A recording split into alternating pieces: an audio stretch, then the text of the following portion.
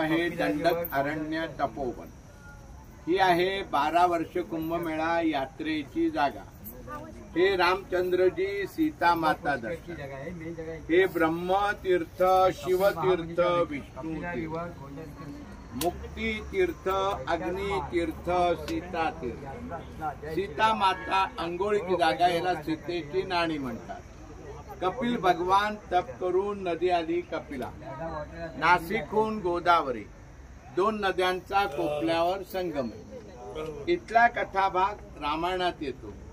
ज्यावेळेला रामचंद्र भगवान वनवासात आले त्यावेळेला ब्रह्मदेव, शंकर आणि विष्णू 3 देवांच्या साक्षीने सीता माता इथे अग्नीमध्ये गुप्त झाली। रामाने इथून मायावी स्वरूप काढलं, ते ठेवलं पंचवटी सीता गुफेमध्ये। रावण घेऊन गेला ती मायावी सीता, मूळ स्वरूप अग्नीमध्ये। शूर्पणखा, लक्ष्मणाने नाक कान कापलं, ती मूळ जागा। इथे नाक कापून गोदावरीच्या पलीकडे टाकलं। नाकाला संस्कृत मध्ये नासिका म्हणतात, म्हणून ते नाशिक झालं। पावसाळ्यात इथलं दर्शन बंद होतं, म्हणून वरती पुतळा।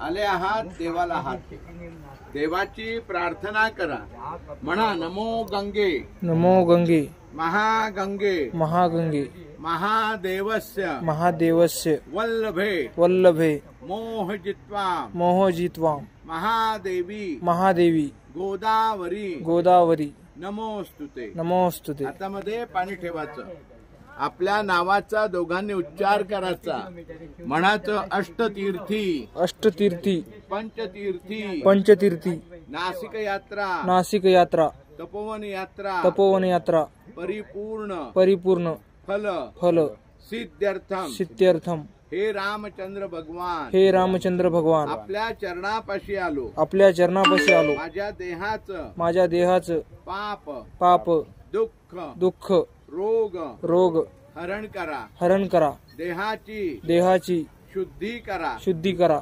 वंशाचा विस्तार करा, विस्तार करा, कुलाचा उद्धार करा, उद्धार करा, यात्रा सफल करा, सफल करा। इथे यात्रा करून आपल्या हाताने ब्रह्मा विष्णू महेश तीर्थात अन्नदान, वस्त्रदान, दीपदान, सौभाग्यान देतात। अन्नदान असेल तर कोणी 51 करतं, कोणी 101, दीपदान 51, सौभाग्यान 101। म्हणा यथाशक्ती, यथाशक्ती, यथा भक्ती, यथा भक्ती, यथा संभव, यथा संभव, कपिला गोदावरी, कपिला गोदावरी, संगम क्षेत्रे, संगम क्षेत्रे, अष्टतीर्थ, अष्टतीर्थ, यात्रा, यात्रा, दक्षिणाम, दक्षिणाम, सुब्रमहम, सुब्रमम, संप्रदते। कुंडात पाणी सोडून द्या, देवाला हात जोडा, म्हणा सर्व पाप, सर्व पाप, सर्व दुःख, सर्व दुःख, सर्व रोग, सर्व रोग, हरो भव, हरो भव। जय श्रीराम। जय श्रीराम।